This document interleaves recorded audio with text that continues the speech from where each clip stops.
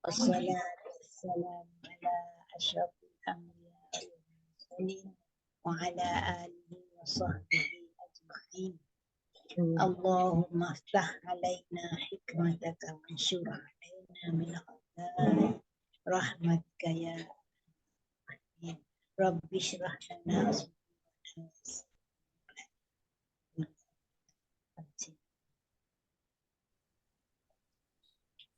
subhanaka la innaka antal alimul hakim. Rabbi zidna ilma warzuqna Rabbi zidna ilma warzuqna fahman birahmatika ya Allahumma inna na'udzubika min kafatil akhlaq wal a'mali wal ahwa'i wal adab.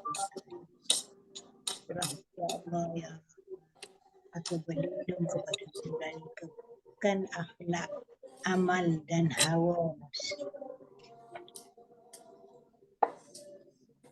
Allahumma anfa'na bima 'allamtana ma yanfa'una wazidna ilman walhamdulillah wa na'udzu billahi min adzabil nar.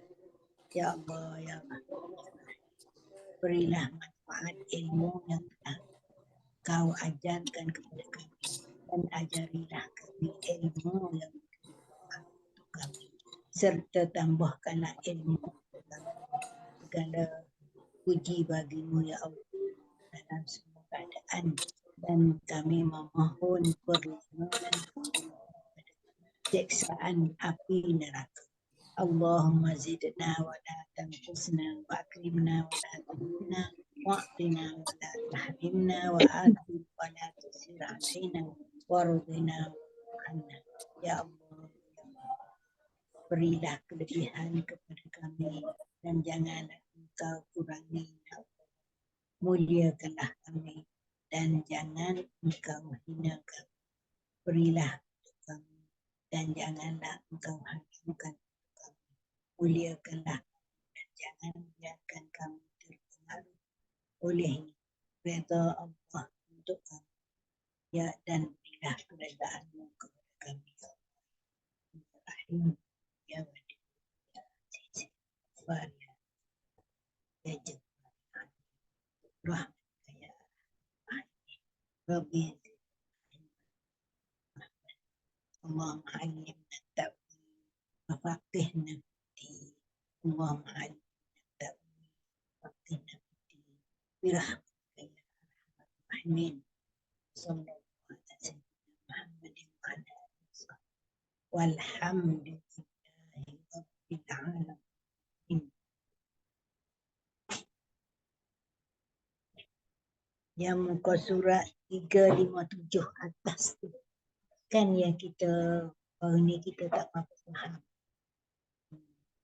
kan, tapi saya syok saja nak saya cari Ustazah Syurah. Betul lah yang saya cakap tu. Yang kita cakap apa tajuk tu, ya Rasulullah atas 357 atas sekali. Tengok bagaimana kawan-kawan faham. Saya nak tahu juga kan macam mana kita faham tajuk tu. Tajuk ya Rasulullah, jika kamu telah keluar daripada dunia ini, maka di atas bumi yang lebih baik atau di dalamnya untuk kami.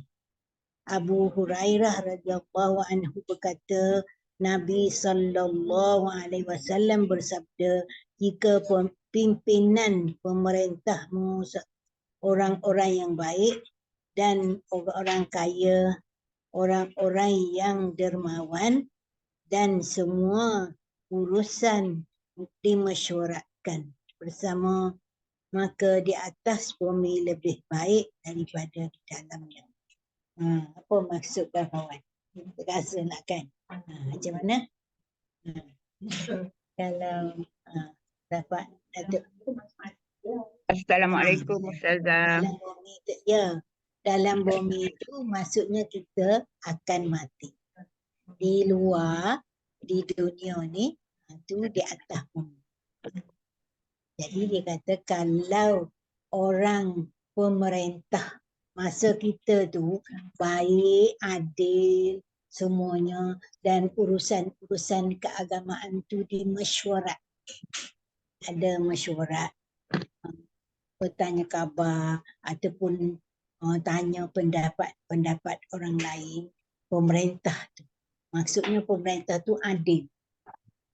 Jadi Abu Hurairah membawa hadis ni, dia kata baiknya duduk di atas dunia, di atas bumi. Maksudnya tak matilah. Sebab dengan kita tak mati tu, kita boleh melakukan amal ibadat yang banyak. Amal soleh. Kalau kita dah mati, habislah. Kan? Tak adalah hubungan dengan dunia tu, tak ada dah. Kecuali 3 perkara yang kita tinggalkan. Pertama, anak yang soleh mendoakan kita. Yang kedua, ilmu yang dimanfaatkan oleh orang setelah kita meninggal. Kita mengajar ilmu, kita minta-minta lah. Apa-apa tak kira, bukannya mesti banyak ilmu tu. Sikit pun jadilah. Boleh bawa kepada manfaat orang di atas bumi sampai pada kita dalam bumi. Yang ketiganya, sedekah jariah. Kita sedekah pada masjid ke, atau buat suatu kebaikan untuk anak-anak yatim. Itu namanya sedekah jariah yang berpanjangan. Walaupun kita dah mati, tak ada dah di dunia, tapi dia masih mengalir pahala ke dalam tubuh kita. Melalui 3 ni je lah. Lain kita tak dapat dah. Kosong. Sebab tak ada dah semayang, tak ada dah puasa, tak ada selawat, tak ada apa-apa zikir dan sebagainya, tak ada. Itulah dia kata dalam perenggan ni. Jadi ertinya kalau pemerintah tu tak adil, zalim, lebih baik kita mati. Kan? Sebab nak buat amal ibadat pun tak dapat. Baik kita mati.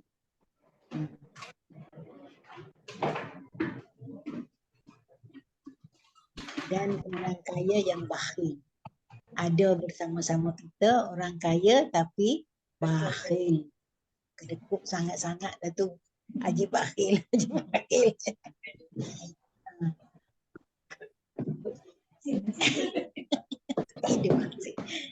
Tak hidup masih.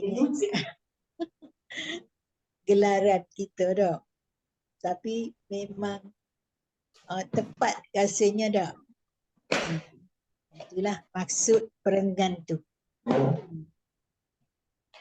Kemudian di bawah tu, siapa yang mengeluarkan zakat,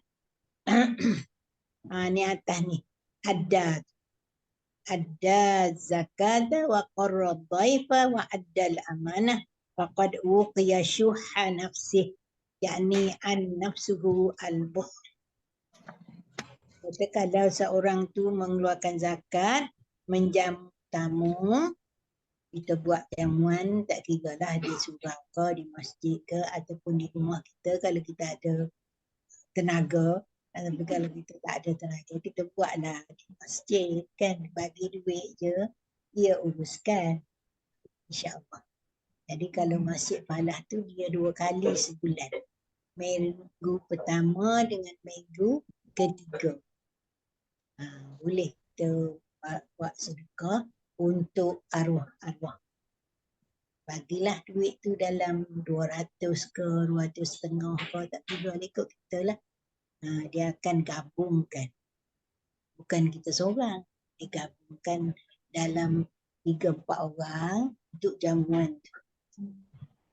Jadi kita tumpang menumpang lah. Bukan kita seorang. Dia buat malam Jumaat. Hari Khamis malam Jumaat. Tapi minggu pertama dengan minggu ketiga. Kalau dah habis bulan tu, dia bawa ke bulan hadapan. Jadi peluang untuk kita membuat jamuan tu ada. Walaupun kita tak ada daya upaya kan. Jadi dia kata kalau keluar zakat dan menjamu tamu dan juga menunaikan amanah. Tunai amanah kepada haknya. Maksudnya kalau orang tu suruh kita mengadili hukuman, kita tunailah dengan sebaik-baik. Amanah. Sebab amanah ni susah juga kadang-kadang kan.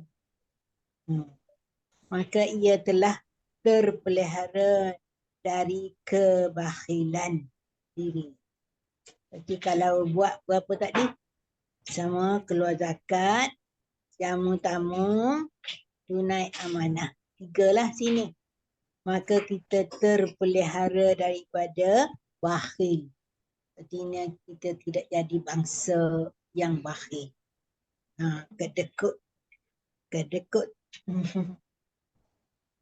Terlepas daripada sifat bakhil, kedekut. Dah jamu tamu tu pun dah satu rahmat kan. Kita buat sikit-sikit bukan buat banyak. Kita bagi keluar duit 200, 100. Dia gabung-gabung lah. Ataupun kita nak ambil 2 lot, 400 katakan. Seolah-olah macam satu lot tu 200. Kalau dah masa puasa pun begitu. 1 lot 200, 1 lot 200. Jadi mungkin dalam satu hari tu berpakat 5 orang ke. Kalau masjid halah lah. Mungkin 5 orang. Mungkin 3 orang ke kalau lebih 7 orang. Itu artinya menghindarkan kalau kita lakukan 3 benda ni. Menghindarkan kita jadi orang bakhil, kedekut. Kita tak naklah dipanggil orang kedekut kan. Sebab kita ada harta. Walaupun tak ada juga sikit-sikit. Bukan kata kita tak ada langsung. Ada duit kita. Itu Rasulullah, masa Rasulullah. Dia sebenarnya kaya. Tapi orang bagi pagi, petang tu dah habis. Pagi bagi macam contoh sini dia bawa orang bagi kepada Sayyidatina Aisyah. Zubair bagi kat dia 180,000 dinar. Dirham, bukan dinar, dirham. Dirham tu duit perak. Kalau dinar tu duit emas. Dia beza. Tapi berapa-berapa tu saya tak tahulah. Sangat. Jadi apabila orang bagi kat dia pagi, dia puasa masa tu Aisyah ni. Tapi dibagi-bagikan. Semua dibagi-bagi. Lepas tu orang tanya apa dia suruh budak dia sediakan makanan. Maka sediakanlah makanan dan minyak zaitun. Tu je. Tak ada daging, tak ada ikan, tak ada apa. Roti, minyak zaitun. Agaknya cicah lah minyak zaitun tu. Lepas tu budak tu kata, kenapa buat tak simpan walaupun 1 dirham sikit je untuk kita beli daging. Dia kata dah habis, tak ada. Kalau kita RM1 bagi RM1 kan, perlu tu simpan.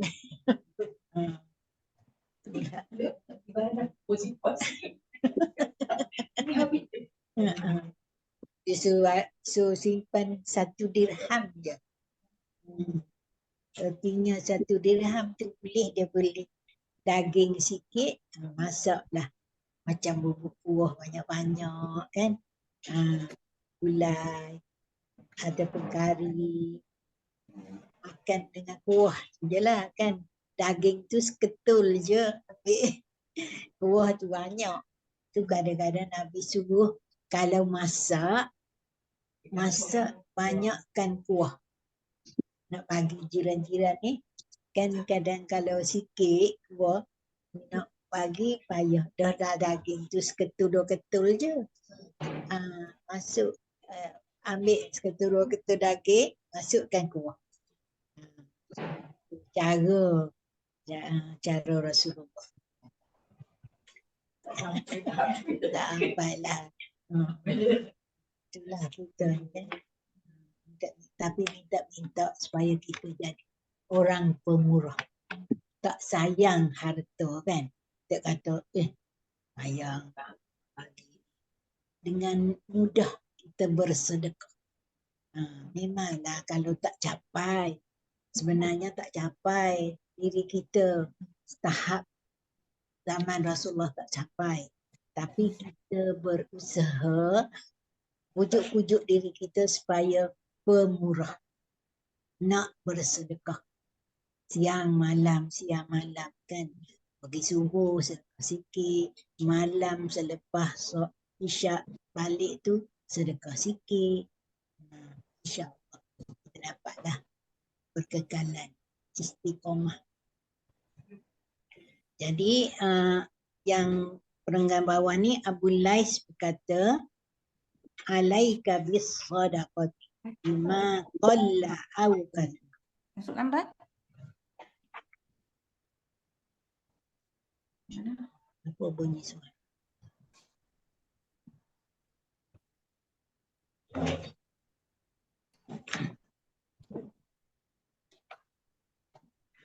Dia kata kita bersedekah, faedahnya kita akan dapat 10 benda.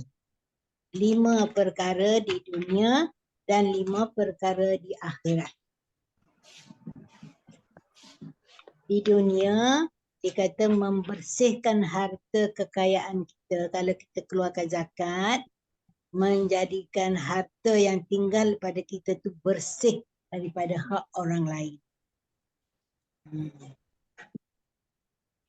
Sebagaimana Nabi bersabda, ingatlah jual beli diliputi lagu. Lagu ni macam benda-benda yang dalam benda-benda yang tak sepatutnya ada dalam jual beli. Kan orang kalau menjual dia sumpah. Saya dah tak ada untung ni. Kan? Tu sumpah lah tu. Benarnya ada untungnya sikit banyak dah. Kan? Orang menjual, mana ada orang berniaga tak ada untung. Okay. Mesti dia cari untung. Tapi itu dalam perniagaan Nabi kata banyak lagu. Banyak perkara-perkara yang dimasukkan dengan perkara yang tak sepatutnya disebut. Kan ataupun kadang-kadang tak sampai modal ni, tak sampai modal. Tak balik modal kau macam-macam. Tak boleh bersumpah gitu kan. Betul. Jadi dia nak yakinkan customer dia tu, maka dia sumpah-sumpah. Sumpah tu tak boleh sebenarnya. Itu yang Nabi kata dalam jual beli tu lagu. Jadi di samping kamu jual beli, bersedekah. Sebab sedekah tu menampung apa-apa yang kamu sebut dalam perniagaan yang salah. Yang kadang sumpah tak betul. Tu. Kamu balik daripada jual beli yang lagu tadi, yang tak betul disebut-sebut, macam-macam lah orang peniaga ni. Macam tu gini lah. Benda ni sangat tinggi. Dia kempen kan. Kempen-kempen tu kadang-kadang kita buat tak jadi-jadi pun. Jadi yang itu adalah perkara yang kita kata lagu dalam jual. Apa dia? Ubat kurus. Ubat kurus.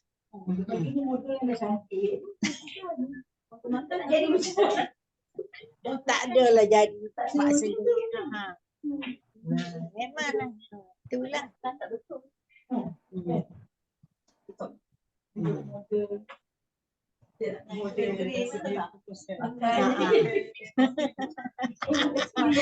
Ya dah cantik comel. Itulah.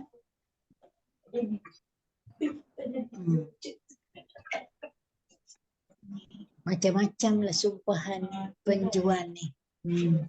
Kalau kita pergi tempat orang menjual, kita dengar lah kan. Kita rasa, yakin ke tak? Jadi kadang-kadang kita tak yakin benda tu. Kita ditampung oleh sedekah yang kita beri. Macam kita menanam tanaman kan. Di samping kita makan tu, makan di burung lah, makan di binatang-binatang lain pun jadi sedekah. Ataupun kita sendiri kadang-kadang ambil sedekah. Dapat pahala. Saya yang orang sedekah. Bila dia makanan cuma mana? Tak habis lah, tak cukup tak. Bila nak salah bilang makanan. Pasal itu dah habis kan. Kalau tapi kita, yalah, kita tak adalah kita benda tu kata kita elok je, tak ada apa, bukan lebih kita makan, tapi yang lebih jualan ataupun kita rasa tak habis.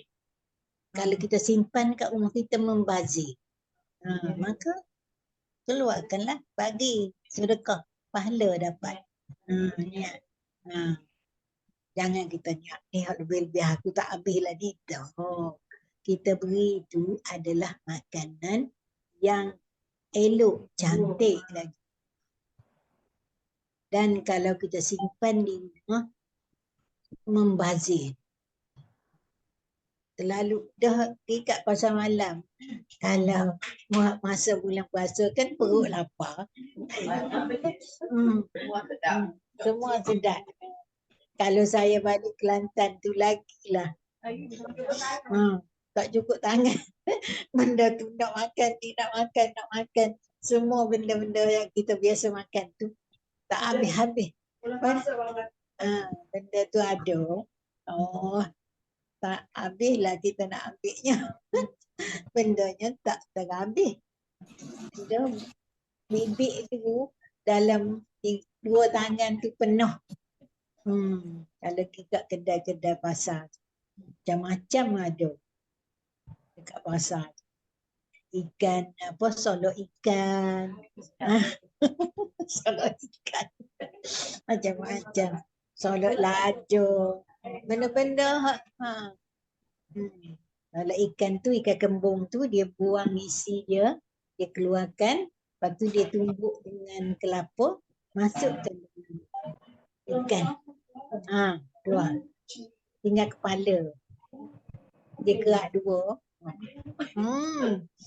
Macam-macam kalau kat Kelantan tu. Pergilah masa kata apa, pesta raya makanan.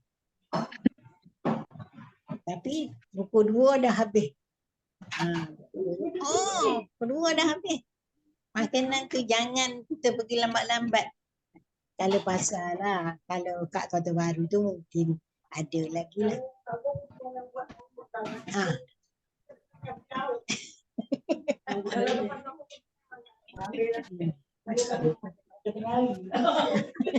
Tapi tak ada lah kita. Dia memang awal. Kita lucu.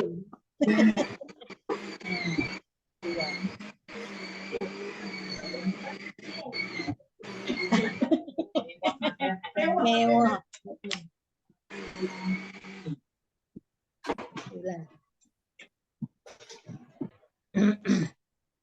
Itu yang pertama. Yang keduanya, membersih badan dari dosa. Dengan kita keluarkan zakat itu, kita membersihkan badan kita sendiri dengan daripada dosa-dosa. Ini bersesuaian dengan ayat Quran surah At-Taubah ayat 103. 103 muka surat 203.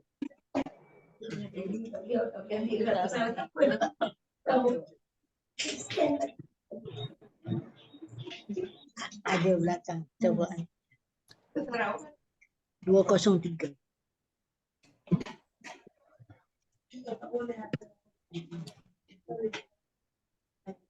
Ayat tu berbunyi auzubillahi minasyaitonirrajim. Bismillahirrahmanirrahim. Khudh min amwalihim shadaqatan tutahhiruhum wa tuzakkihim biha wa salli alaihim inna salataka sakanun lahum wallahu sami'un alim. Khudh tu perkataan fi'il amar. Ambillah. Maksudnya Allah memerintahkan Nabi Muhammad supaya mengambil sebahagian daripada harta untuk dijadikan sedekah. Sedekah sini zakat. 103. Untuk apa tujuan dia? Tutahhiruhum. Untuk membersihkan diri manusia yang keluarkan zakat tu. Wa tuzakihim dan membersih juga. Dengan kita keluarkan zakat tu. Wasalli alaihim. Dan selepas orang tu keluar zakat, kita berdoa. Berdoa untuk kesejahteraan orang yang keluar zakat. Itu patutlah kita pergi ke pusat zakat. Itu kan di apa? Kita Pegawai. kat zakat tu, pegawai dia akan baca doa. Ni dia ambil daripada ayat ni lah. Wasalli alaihim. Sesungguhnya solat kamu tu sakanun lahu.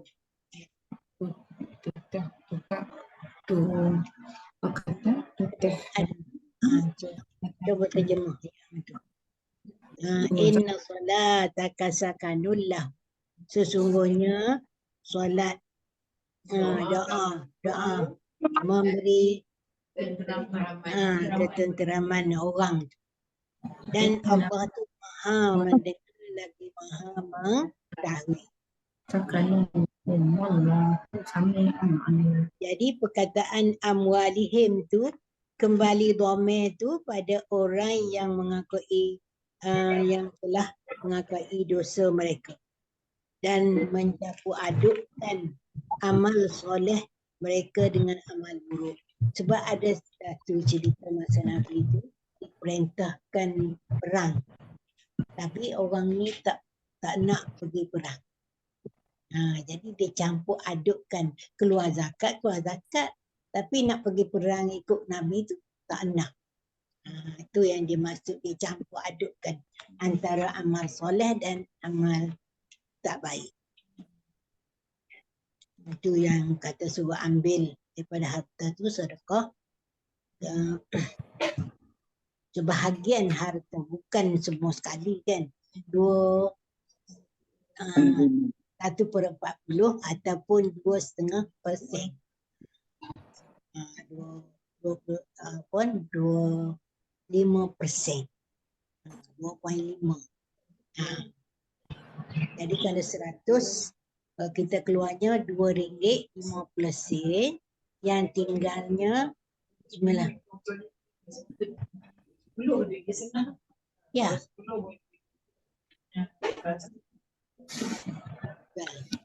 RM25 kalau 100.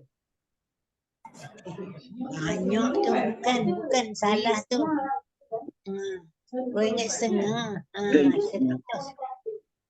100. Cuba bagi 100 bagi 1/40. Amirul minta statement Ogos dengan September tu mana buat ke? Hantar dah? Berapa? 2.5 kan? 2.5%. Jadi RM2.50 kalau 100. Kalau 1,000, kalau 1,000 baru RM25. Ha.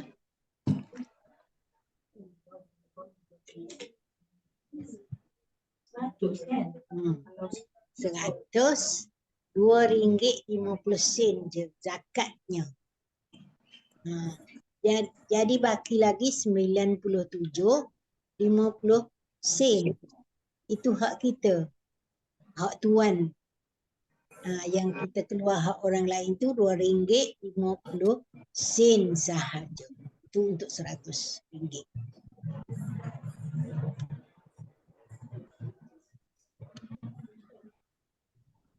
Jadi zakat ni dia kata hendaklah diambil sebahagian daripadanya untuk penduduk kampung atau penduduk Arab pendalaman. Masa zaman Nabi lah. Dia kutip tu zakat tu daripada orang-orang Arab pendalaman ataupun orang-orang Arab perkampungan. Kerana mereka tu membayar zakat tu khusus kepada Rasulullah. Masa tu dia bagi pada Rasulullah. Sebab tu masa Nabi dah meninggal, tinggal Abu Bakar naik jadi khalifah, dia enggan mengeluarkan zakat. Maka Sayyidina Abu Bakar perangi kumpulan tu. Ada orang-orang Islam memerangi kumpulan yang enggan mengeluarkan zakat. Itu dia bantah. Sebab dia kata dulu Nabi je yang boleh ambil zakat tu. Khalifah-khalifah ni tak perlu.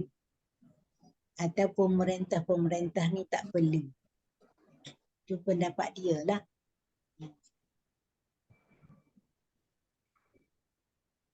Apa doa yang Nabi baca?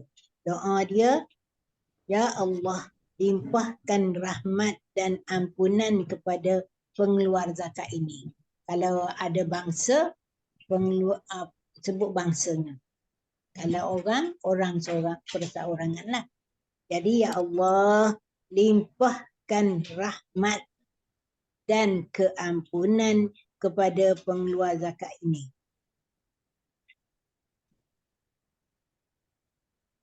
Kemudian kalau kita orang bagi benda-benda, semua benda lah, tak kira lah.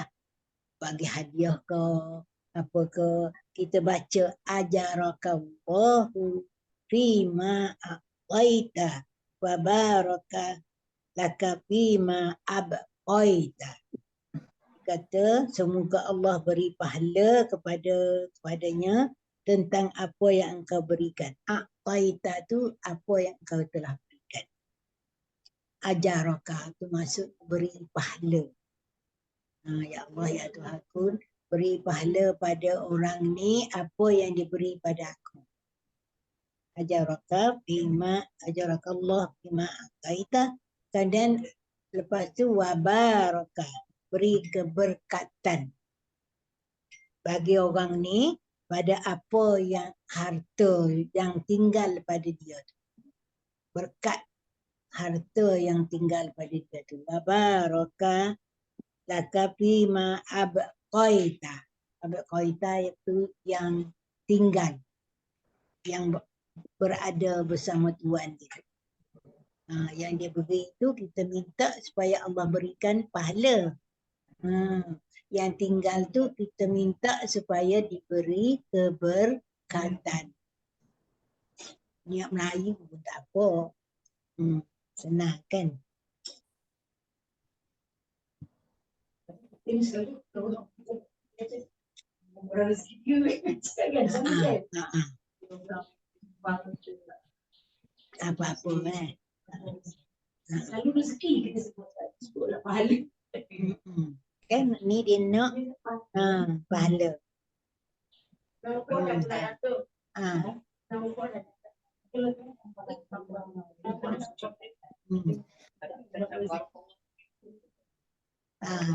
keberkatan. Tapi kita sebut keberkatan tu hak tinggal, hak yang beri pada kita tak sebut dah. Patutnya kita sebutlah, berilah pahala. pahala atas sedekah yang diberi pada kita ataupun nikmat-nikmat yang diberi pada kita. Ajaraka, beri pahala. Yang tu wabaraka, yang tinggal tu beri keberkatan. Lima abqaita, pada yang tinggal. Yang tu a'taita, yang diberi pada kita.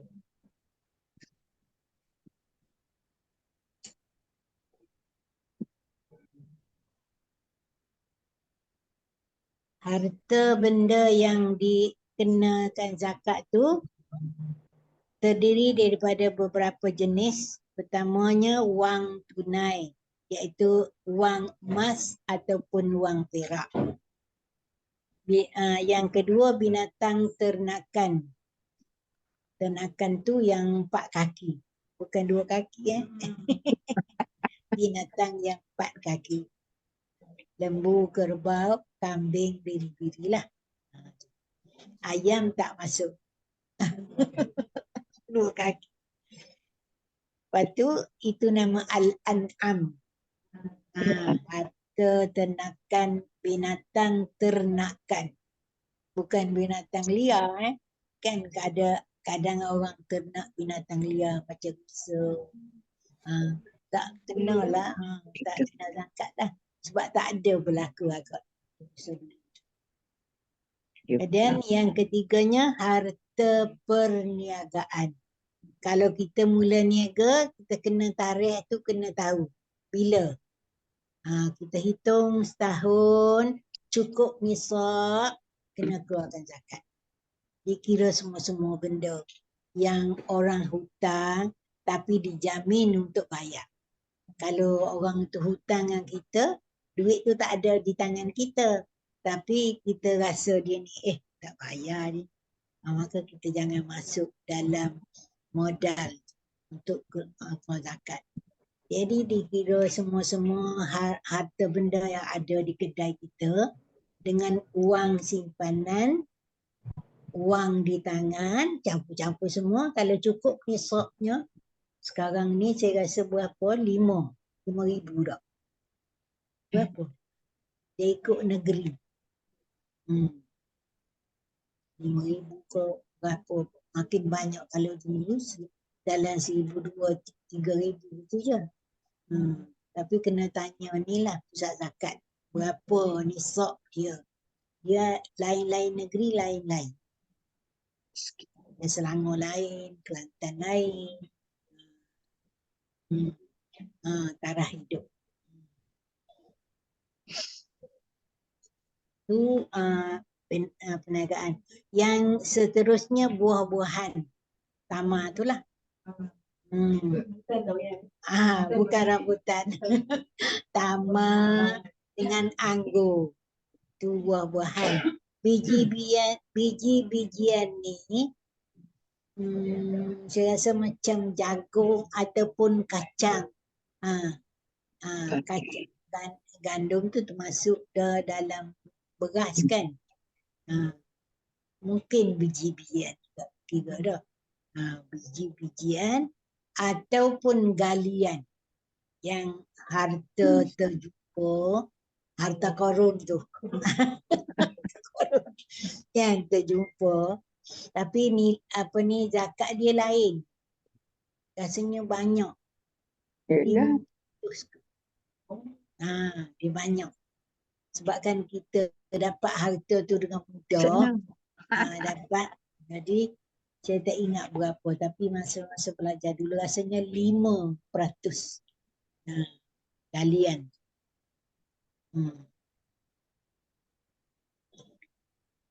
Dan juga harta terpendam. Sama lah tu dua ni. Galian dan harta terpendam. Tiba-tiba jumpa emas. Kan? Jumpa emas dalam tanah, kena keluar zakat. Tapi zakat tu banyak daripada lain. Lain tu sama 2.5% tu. Perniagaan pun sama. Cuma binatang ternakan tu dikira jumlah lah. Kalau kambing berapa, kalau lembu kerbau ni berapa, dalam mula daripada 30. Kalau lembu kerbau 30. Kalau kambing 120 ekor. Makan seekor. Lah. Kalau unta tu rasanya 5 ekor sebab kan dia makan. Itu baru yang kedua. Okay. Yang ketiganya,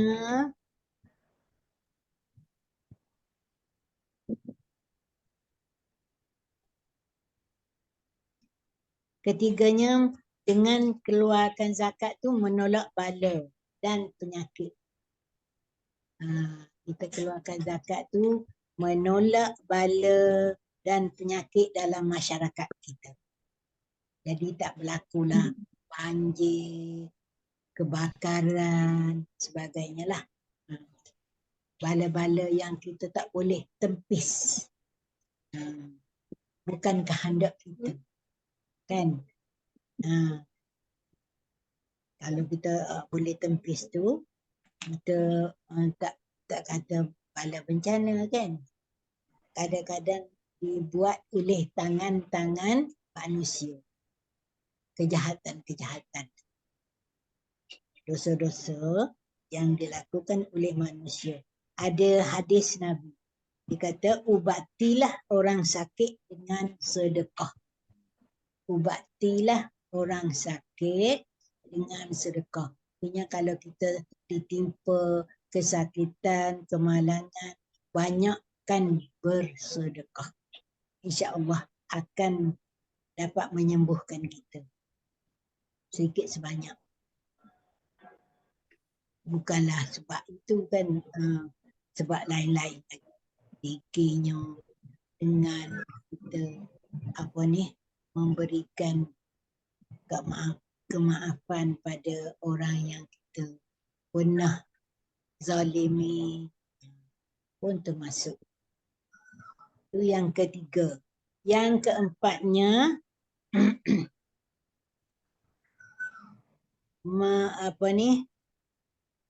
menenangkan hati orang miskin. Sebab kalau kita beri zakat, dia rasa sayang pada kita kan. Dia rasa orang kaya ni baik. Orang kaya ni baik hati.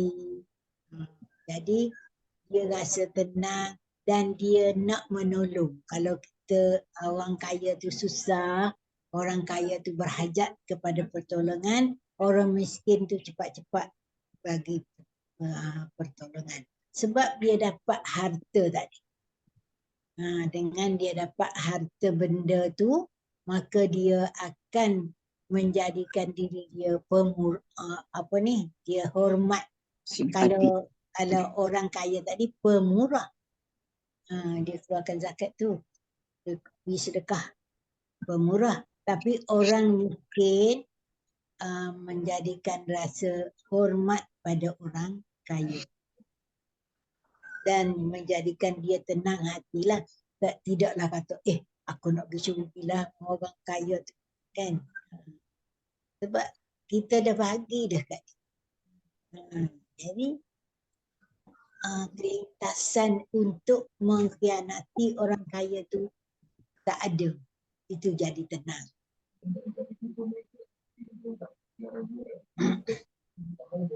Jadi apabila dia terima zakat, lahir dalam hati dia rasa cinta pada orang kaya. Lahirlah hubungan silaturahim yang kukuh antara orang kaya dan orang miskin. Orang miskin pula rasa mula bahawa dia dihargai. Walaupun aku kaya, ada rasa dihargai, ada rasa kasihan belas dalam hati orang kaya kan, terhadap orang miskin. Itu yang keempat. Yang kelimanya, harta yang tinggal pada orang kaya itu subur dan berkat. Walaupun kita lihat dari segi mata kasar, 97 RM1.50. Hilang RM2.50 tu kan. Tapi yang tinggal RM97.50 tu berkat. Sebab kita dah keluarkan zakat. Dia akan jadi subur berkat. Macam kita potong pokok lah. Bila kita potong atas dia akan tumbuh banyak. Rendang, merembang kan. Macam itulah harta pun. Tapi dari segi mata kasar kita rasa rugilah aku 100 tadi dapat RM97.50. Itu dari segi mata kasar. Tapi kalau kita fikir dengan halusi bahawa harta kita tu walaupun tinggal RM97.50 berkat, insya-Allah tak akan habis. Tu kadang-kadang orang yang kerja kan sekolah agama tu gaji dia berapa je.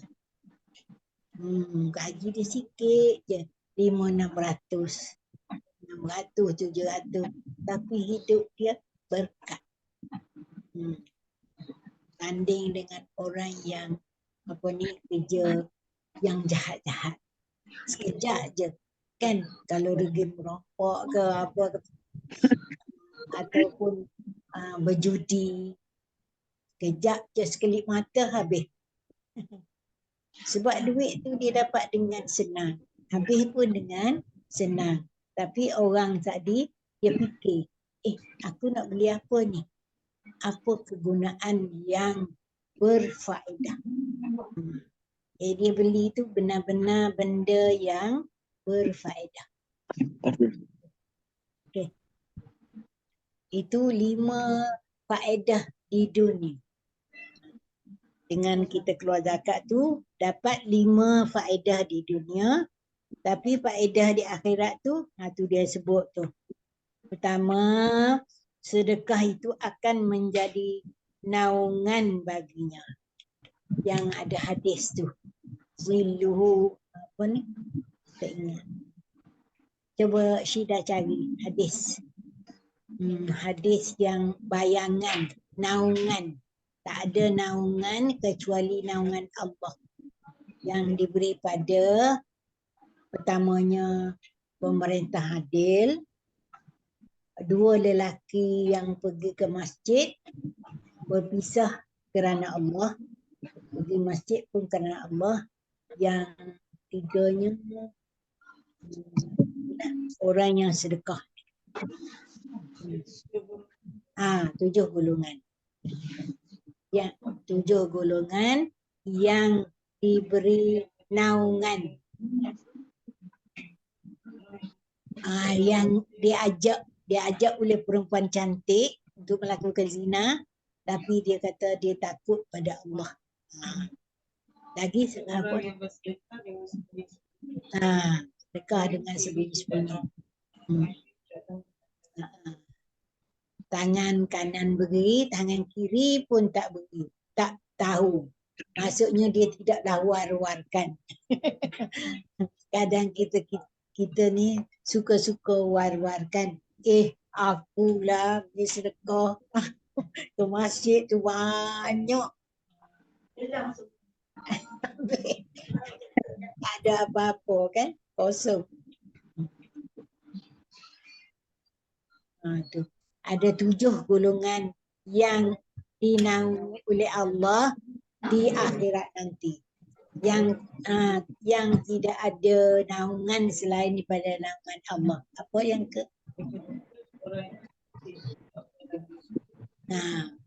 Malam-malam dia bangun tu, dia kadang-kadang tak lena nak tidur tu kan, bangunlah. Tapi kadang-kadang subuh nanti kesiangan pula. Kena jaga-jagalah. Kalau siang awal-awal ni tak boleh tidur, kena banyak ingat. Kadang-kadang nak sembahyang subuh tu kesiangan. Orang sini panggil kesiangan. Lambat. Yang keduanya, sedekah itu akan meringankan hisab perhitungan amalan kita. Allahumma hasibni hisaban yasira. Ya Allah, ya Tuhanku, hitunglah amalanku dengan hitungan yang mudah. Yasira.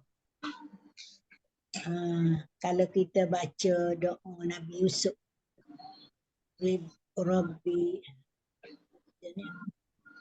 Allahumma la aisha illa aishul akhirah, Allahumma hasibni hisaban yasira,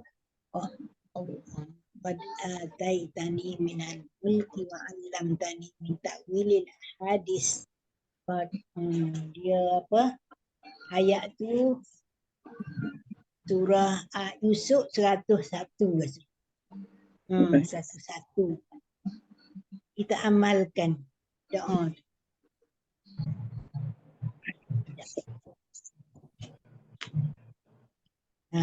Rabbi qad ataitani.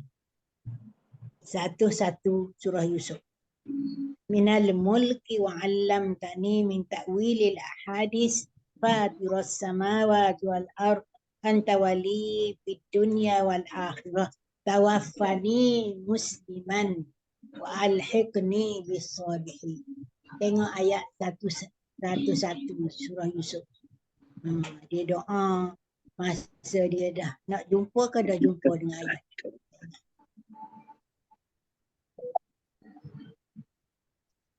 Ambil ayat tu. Kalau tak ingat, bacalah di Quran tu.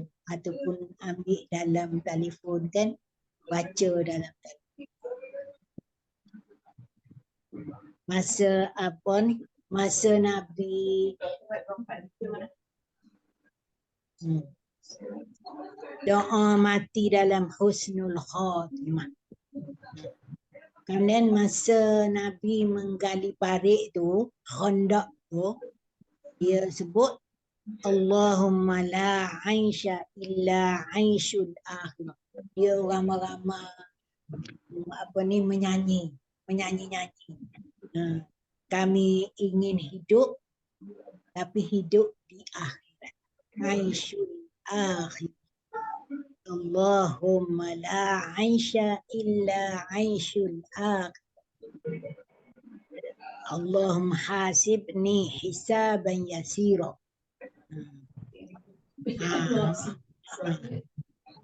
Pendek kan? Ataupun ya Allah, ya Tuhanku, hisablah aku dengan hisab yang mudah. Mudah. Tak ada payah-payah. Tengok solat je dah apa ni, Allah kata pergikan mudah. Tak adalah nak cari-cari solat sunat ke lagi ataupun amalan-amalan yang lain.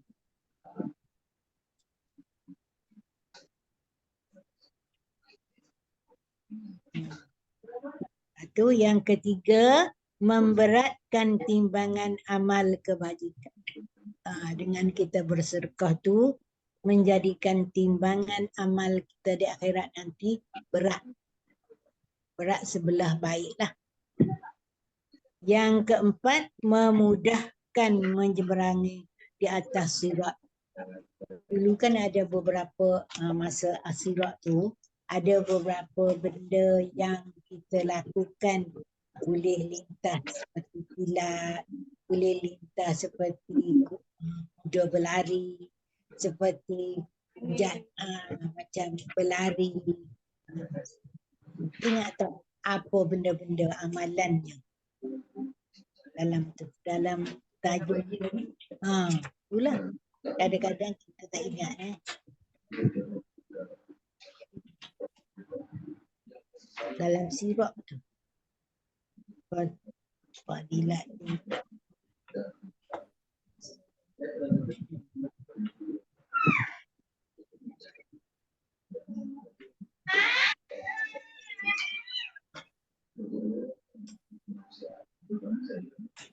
Artinya faedah di akhirat lah.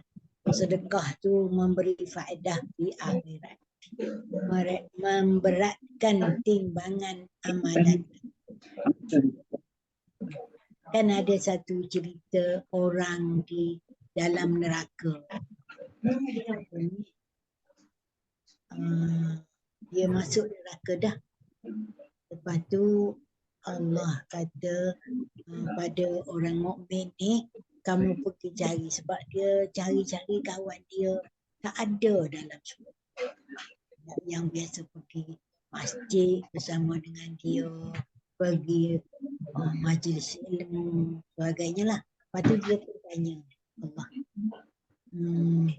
boleh tak dia nak cari kawan dia ni? Lepas tu dia pun perintahkan malaikat lah. Orang tu pergi cari-cari. Keluarkanlah orang yang ada sedikit iman la ilaha illallah. Ada sedikit iman yang menyebut masa di dunia ni la ilaha illallah Muhammadur Rasul. Keluarlah, tapi rupa ni tak tahu dah lah.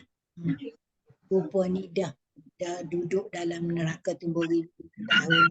Lepas tu memanglah apa krepoknya dengan macam-macam lah.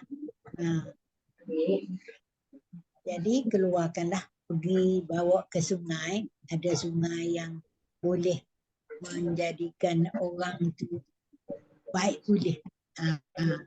Jadi lepas tu masuk ke syurga. Artinya kalau kita ada di dunia ni perkataan-perkataan la ilaha illallah Muhammadur Rasulullah, insya-Allah, tapi kita tak nak itu dah. Cuma kita nak cerita bahawa Allah aku call sekejap. Pengampun lagi Maha Penyayang. Ghafurur Rahim.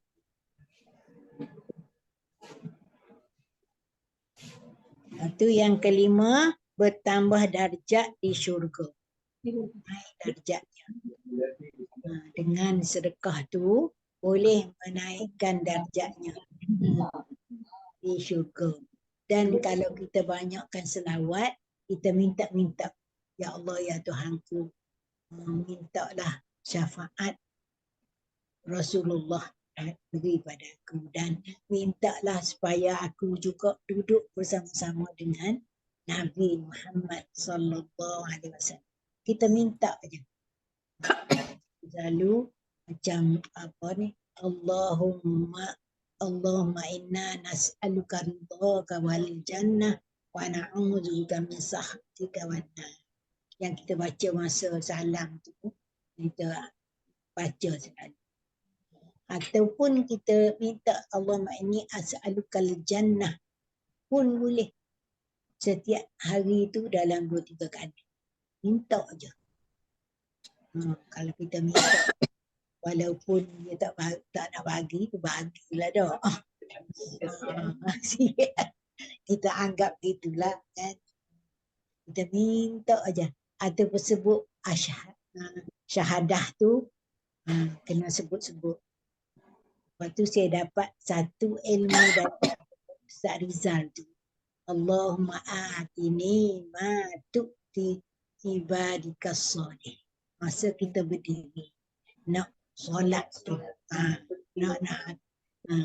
Allahumma atini, ya Allah ya Tuhan tu, datanglah kepadaku apa yang engkau berikan pada hamba-Mu yang soleh. Apa yang diberi pada hamba yang soleh itu berilah pada kita.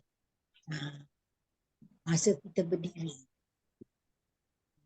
Sebelum takbir tu, solat tu. Dan kalau antara solat, lepas pada solat sunat, hari subuh tu, nak masuk solat fardu tu, tersebut Ya Hayyu Ya Qayyum, Ya Hayyu Ya Qayyum 40 kali.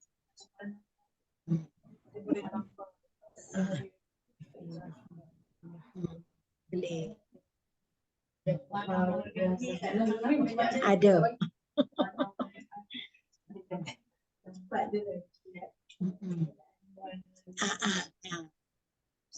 Apa kita baca? Apa kita baca?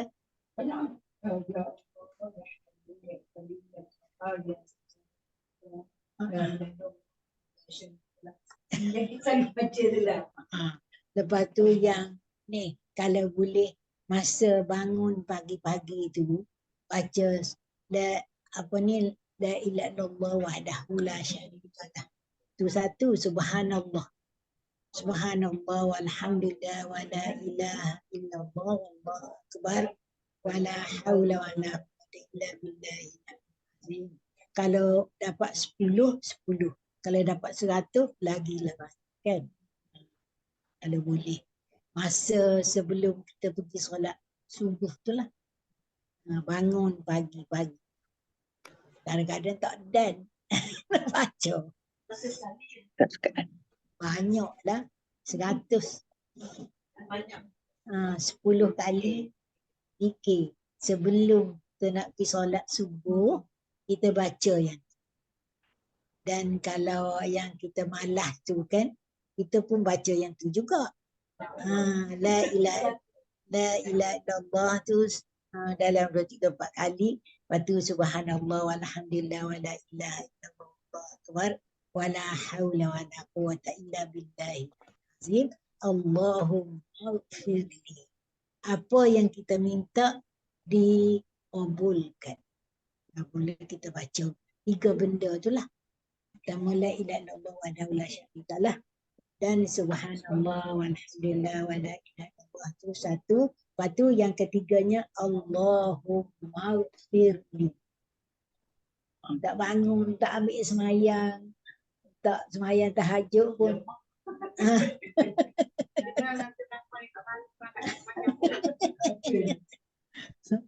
Baca tu je.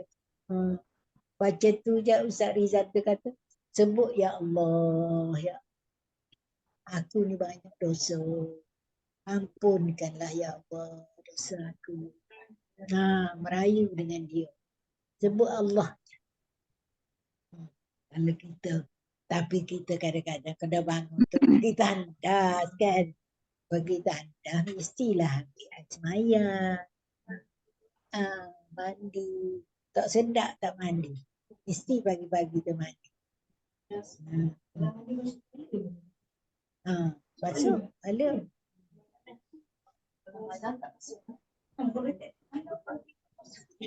Saya basuh. Rambut panjang. Tapi bagus bagus.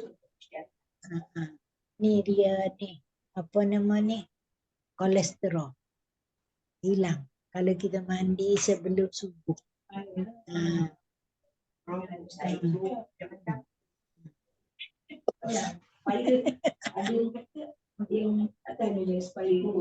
Aku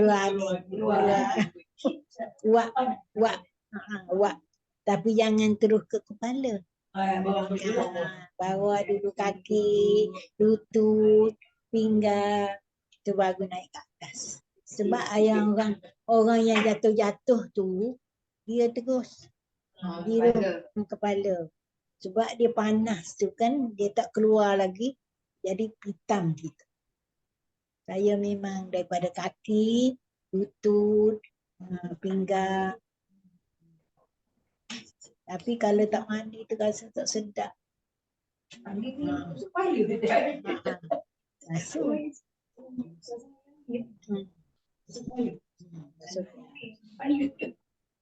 Tapi kan bila kita dah tu dengan kain tuala tu kan, dia kering lah. Lepas tu sikat pula sekejap, dia rambut tu dia akan kering.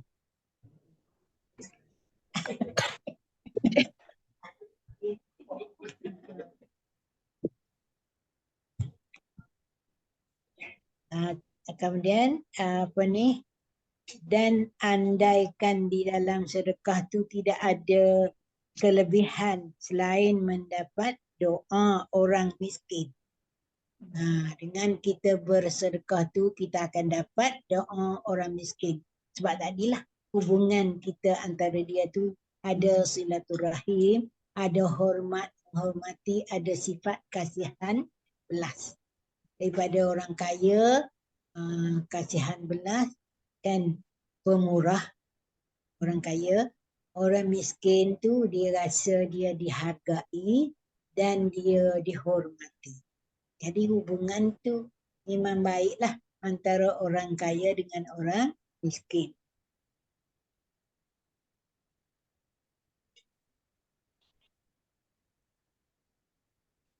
Dia kata seharusnya orang yang berakal melakukan lebih-lebih sedekah itu menyebabkan keredaan Allah dan menjengkelkan syaitan. Menghina dah tak? Ke apa? Menjengkel. Menghina atau jelek syaitan. Kan kita dah baca ayat sebelum ni kan, syaitan janji kita dua benda, Allah janji pada kita juga dua benda. Ingat tak ayat Al-Faqr tu?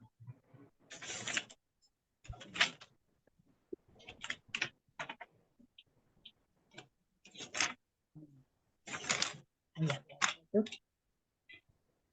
Ayat asy-syaitanu ya'idukumul faqra wa ya'murukum al-fahsya wa ya'murukum al-fahsya wallahu ya'idukum maghfirah minhu wa fadla wallahu wasi'un alim. Jadi syaitan dia janji pada kita dua benda kalau kita bersedekah. Kita keluarkan zakat, dia kata apa? Asy-syaitan ya'idukumul faqr. Dia dah hasut kat telinga kita. Jangan bagi sedekah. Nanti kamu miskin. Nak cari makan daripada mana? Nak beli makanan daripada mana? Dia bisik. Jangan. Itu syaitan. Dia janjikan ketaatan dengan bersedekah. Fatih. Dan yang keduanya menyuruh kamu melakukan fahsya. Perkara keji. Surah Al-Baqarah ayat 268. Muka surat 45. Tapi Allah kata pada kita, wallahu ya'idukum maghfiratan minhu wa fadla wallahu wasi'un alim. Allah kata, Allah janjikan pada kita maghfirah. Kalau kamu sedekah, aku akan beri pada kamu maghfirah, keampunan. InsyaAllah aku akan beri keampunan dan fadla, kelebihan, keberkatan apa semualah, kurniaan. Kerana Allah tu maha luas, kurnianya lagi maha mengetahui. Wasi'un alim. Akhir ayat tu. Wallahu wasi'un alim. Allah tu maha luas kurnianya dan Allah itu maha mengetahui apa yang kita buat, apa yang kita niat dalam hati kan. Yang kita takut tu, Allah tahu ni aku ni macam mana. Niat di hati tu kan. Kita kena minta dengan Allah, ya Allah, ya Tuhan, tu hapuskanlah rasa-rasa dendam, rasa tak suka, rasa benci pada orang, macam-macam kita. Kadang-kadang terlintas tengok orang tu tak berapa sikit rasa benci kat dia. Tak ada faedah apa-apa pun. Tak ada lah sangkut paut dia dengan kita. Tapi perasaan kita tu. Dia hasut tadi lah. Dia hasut pedih syaitan tu. Dia janji kita apa kerana miskin. Kemudian dia janji perkara fahsyat. Itu syaitan. Tapi Allah beri kita maghfirah wa fadla, keampunan dan kurniaan yang lebih banyak.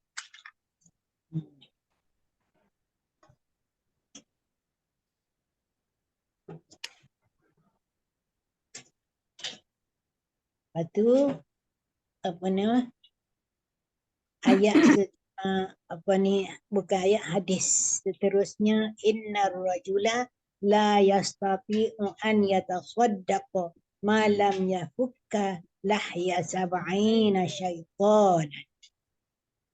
Teruk kan?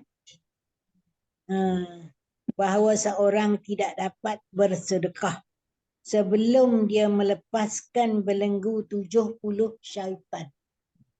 70 syaitan membelenggu kita,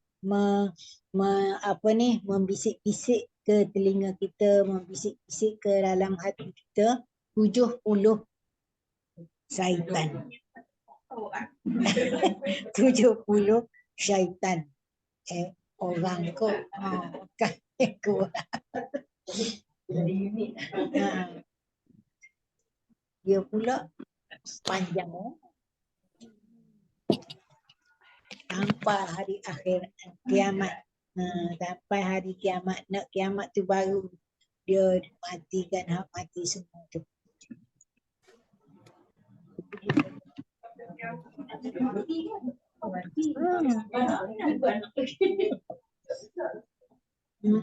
Dia. Lepas tu seorang 70. Seorang 70. Dah kalau kita sini ada berapa? 5, 10, 11, 12 kan saya. Kali dengan 70. Berapa tu? Berapa ekor syaitan kan?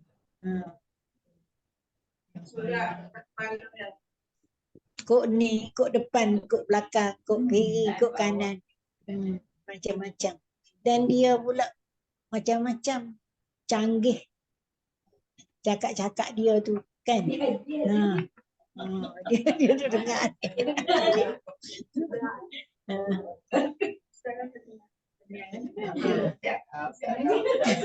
Nanti nak semayang kita pun kan ambil air semayang dah. Dia rasa awal waktu lah. Terlintas dalam hati, akulah orang yang awal waktu semayang hari ni. Dah habis. Lepas tu pula dia mari ikut lain pula. Kan kata apa nama ni? Akulah orang yang dimuliakan oleh Allah. Apa ni, beri waktu untuk ada fursah, ada waktu lapang untuk melakukan apa ni, solat ni. Tapi dia ragukan kita. Jadi ke? Tak jadi ke ni? Nak semayang awal macam-macam.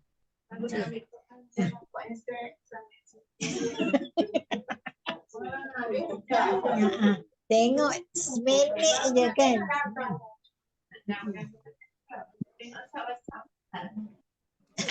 Itulah. Ada bangun pagi-pagi tu pun tengok WhatsApp dulu kan.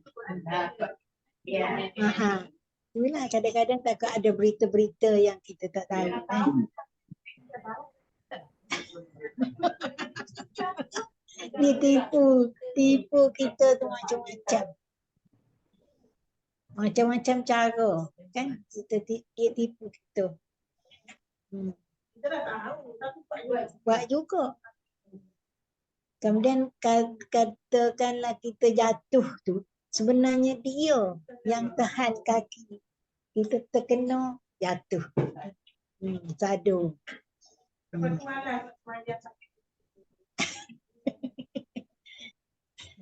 Ambil air semayang tu sampai 3 kali. Terkentuk. Alah itulah. Tak yang ejek sudah kaki bawa je. Memang habis. yang 3 kali tu pun keluar je pintu tandas tu, terasa nak kentut. Tadi dah terang dah. tapi dia congkel orak kentut kita sebenarnya. Supaya kita kentut di belakang.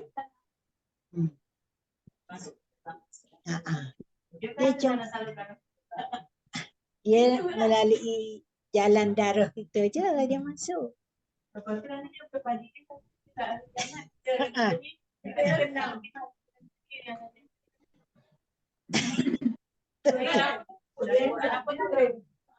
Dalam ayat Al-Hasyru tu rasa. Dua khalidain. Dia kecek-kecek manusia ni, lepas tu dah berjaya dia tinggal.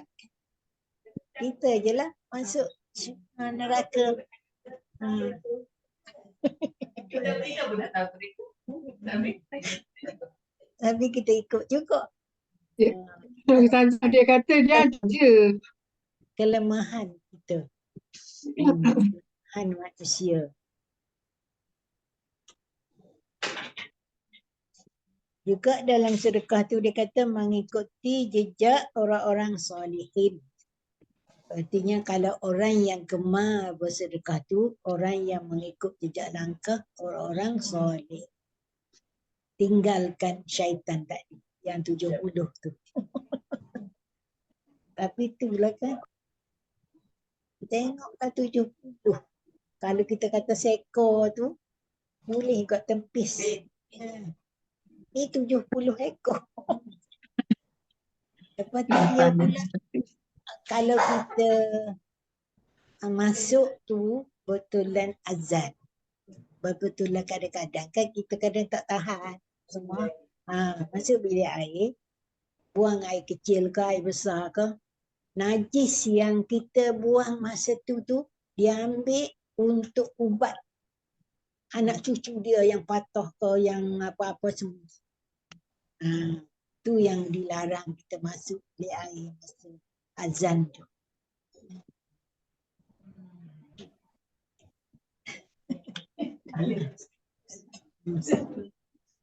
Masa tu lah berebut-rebut masuk. Betul. Baca doa tu pun sebab dia duduk dalam tu bersusun-susun. Kan dia lari daripada azan. Bersusun-susun dalam tandas. Jadi tempih-tempih kan, pokok dia bertepih-tepih kita. Tapi kita bacalah doa untuk lindungi aurat tu.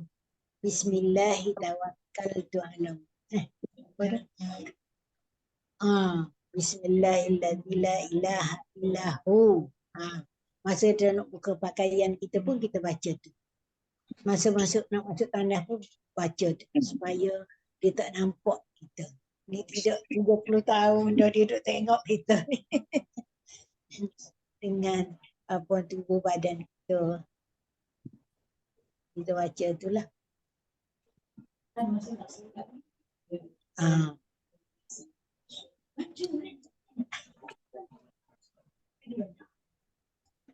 Tiga rakaat ke? 4 rakaat. Sekejap aja. Mula tu kan kita elok je 1, 2 rakaat. Lepas tu kecoh. Mana aku duduk mana? 3 rakaat ke 4 rakaat? 3 rakaat ke 4 rakaat?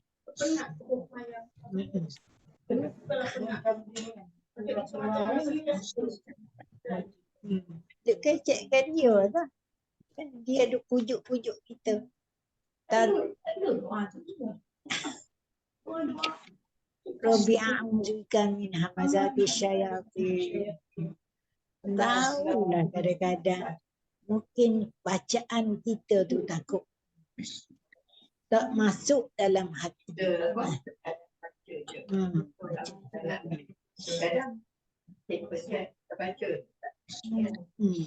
Kalau masuk dalam hati betul-betul, mungkin insya-Allah terhindar daripada dia. Tapi itulah saya kata tadi, ambil semayang pun sampai 3 kali. Apabila dah 3 kali, dia berjayalah dia. Sebab dia kata, kita pun rasa, malas lah aku 3 kali dah ambil air semayang ni. Biar dia duduk dulu kadang-kadang. Lepas tu dah masuk waktu pertengahan. Nak awal-awal tadi tak jadi dah. Kan?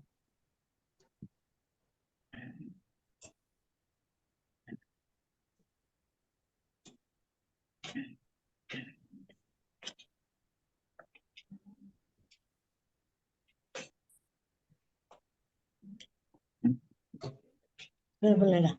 Okay. Tak ada nak. Ini Ustazah. Ni kita Aisyah ni. Lepas tu ni yang sambung dia Urwah ni Az-Zubair kata saya melihat Aisyah bersedekah 70,000 dirham padahal ia menampal bahagian pinggan baju. Artinya dia tak kisahlah kan, baju dia ditampal-tampalnya. Tak adalah nak beli baru. Kalau kita belilah baju selai. Dia tak, dia sedekah terus.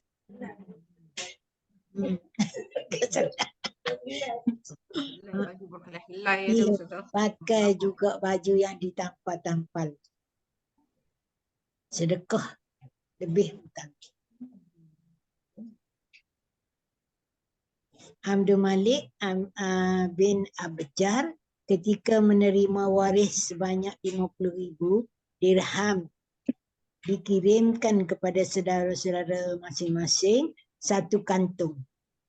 Satu kantung tu tak tahulah berapa jumlahnya, tapi dia bagi-bagilah sambil berkata, saya mohon untuk saudara-saudaraku, maka untuk apa saya bakhil terhadap mereka tentang dunia.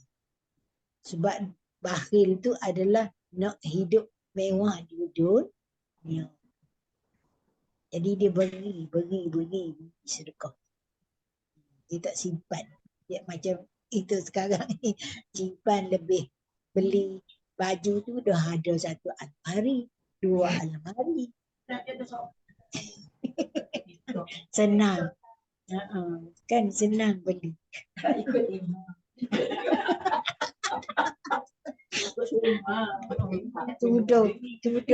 Tudung warna ni, baju kan. Itulah. Tapi insya-Allah kita bersedekah sebenarnya kan.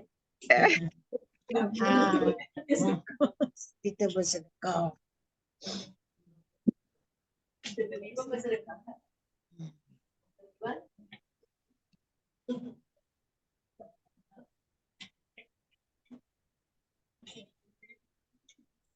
Ni sikit boleh? Dah ada sikit. Ada seorang wanita datang kepada Hasan bin Abi Sinan. Bukan anak Sayyidina Fatimah. Minta-minta. Maka dilihat oleh Hasan, wanita itu cantik. Dia pun berilah dirham tu 400 dirham. Lepas tu katanya kawan dia, kenapa kamu beri banyak? Orang tu minta 1 dirham je. Sebab Hasan tu kata, aku tengok dia ni cantik sangat. Lepas tu aku khawatir, takut-takut dia ni pergi melakukan kejahatan. Macam melacu lah. Sebab dia cantik kan. Kalau dia tak ada duit, aku bagi 1 dirham je. Dia nak cari duit, maka dia melacu. Jadi tu aku beri banyak, katanya dia. Supaya dia terhindar daripada melakukan perkara jahat. Madailah dengan aku sedekah tu sementara lah. Jangan dipanggil, dia nampak cantik.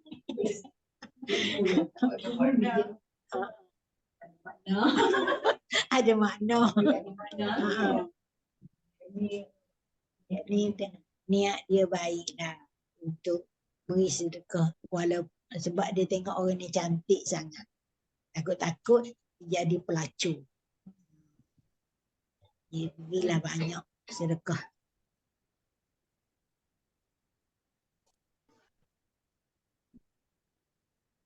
Jadi seorang sahabat lagi, seorang sahabat Nabi SAW diberi hadiah kepala kambing. Kepala kambing. Lepas tu dia tak makan. Dia hadiah pula pada kawan dia. Dia kata ada kawan aku yang lebih berhajat daripada aku. Dia bagi pada orang tu. Lepas tu orang tu pun kata begitu juga. Kata-kata begitu. Akhir sekali balik semula pada orang pertama. Macamlah masa perang. Kan kalau orang yang cedera tu dia dah air. Jadi air ni ada sikit je. Apabila dia dapat air, dia kata kawan aku sebelah ni lebih berhak dapat air. Dia bagi pada orang ni pun kata begitu juga. Akhir-akhirnya semua mati. Tak minum air. Itulah artinya orang-orang zaman Nabi itu lebih mementingkan diri orang lain daripada diri dia sendiri. Terutamanya orang Ansar dengan Muhajirin. Tak ada terlintas sedikit pun dalam hati orang Ansar untuk rasa dengki, rasa iri hati. Kan ditawar kan. Kalau dia ada isteri lebih pada 4 ataupun lebih pada 1, ditawarkan. Engkau nak tak isteri aku ceraikan. Sebab dia kan daripada Mekah tu seorang diri, dia dah dari Mekah. Jadi nak kahwin terpaksalah kena ada duit apa semua. Jadi itulah yang ditawarkan. Dan Nabi pun jadikan orang-orang ni sebagai adik-beradik. Seorang Ansar mesti ambil seorang daripada Muhajirin. Jadikan adik keluarga dia. Dan sampai kalau mati siapa-siapa antara dua ni boleh menerima pusaka masa mula-mula Islam. Apa Nabi buat begitu? Supaya hubungan tu akrab. Dan hubungan tu terlalu intim antara orang Ansar dengan Muhajir. Sepatutnya orang Ansar tu rasa cemburu, rasa iri hati kan pada orang Muhajir. Tak ada. Dia tak ada. Dia akan beri hak dia. Untuk melakukan sesuatu yang kebaikan Islam tu. Dia tak fikir dah untuk diri dia, tapi fikirnya kebaikan Islam. Itulah kuatnya iman orang ni. Zaman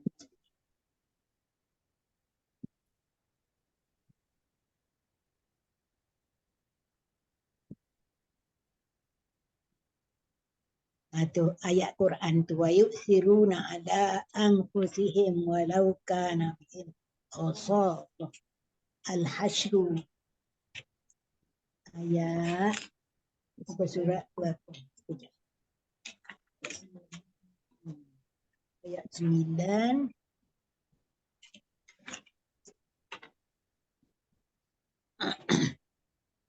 ayat 9 Al-Hasyr. Tak ingat muka surat.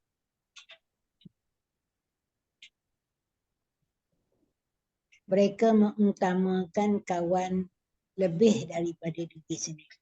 Kawan tu maksudnya Muhajirin. Lafaz khasasah tu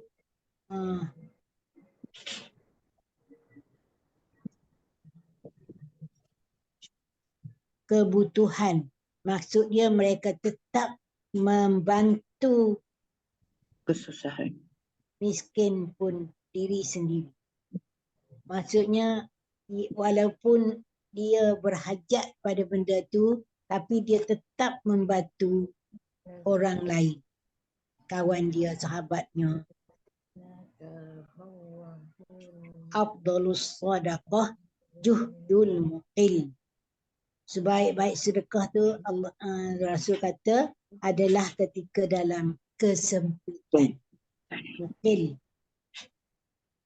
Jadi kalau kita katakanlah kadang-kadang kita rasa aku nak sedekah macam mana, tu tak ada. Miskin. Kan? Duitnya sikit. Tapi yang sebaik-baiknya masa kesempitan itulah kita beri sedekah. Itu dalam ayat Quran surah Al-Imran. Fisarra iwadhar. Sama ada kita sedekah tu waktu susah atau waktu senang. Itulah yang paling baik. Tidak kadang-kadang, aku kaya ni bila sedekah kan banyak-banyak. Tapi ketika miskin, tak boleh. Dengan sedekah miskin itulah akan jadi kaya sebenarnya. Itu dia kata, al-afdalus sadaqah juhdul muqil. Sebaik-baik sedekah adalah ketika dalam kesempitan. Kita sampai situlah. Tak sempat nak.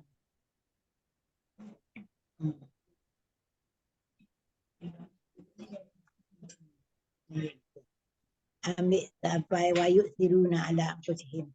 Dalam belakang ni pun ada lagi ayat tu.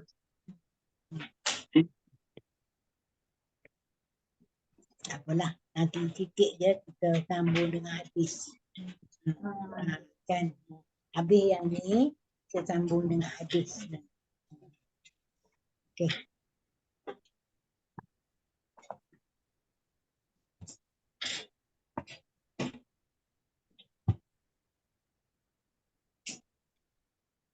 Bismillahirrahmanirrahim.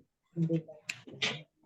Wassalatu wassalamu ala asyrafil anbiya'i wa ala alihi wasahbihi.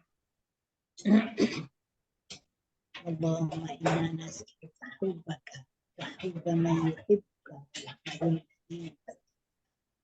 hubbaka. Allahumma ij'al hubbaka ahabbu ilaina min anfusina wa malina wa ahlina wa minal ma'il barid. Rabbana zalamna anfusana wa illam taghfir lana wa tarhamna Rabbana atina fid dunya hasanah wa sallallahu ala sayyidina Muhammadin walhamdulillah.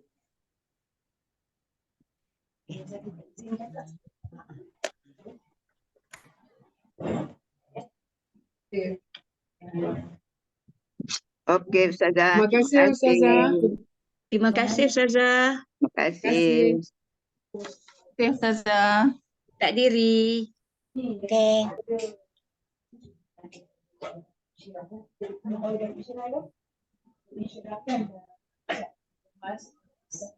Tutup Tutup dah.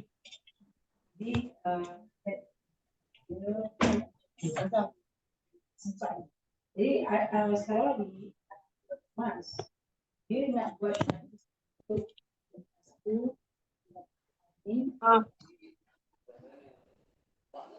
Ma. Okay. Leave. Terima kasih, Ustazah. Leave meeting.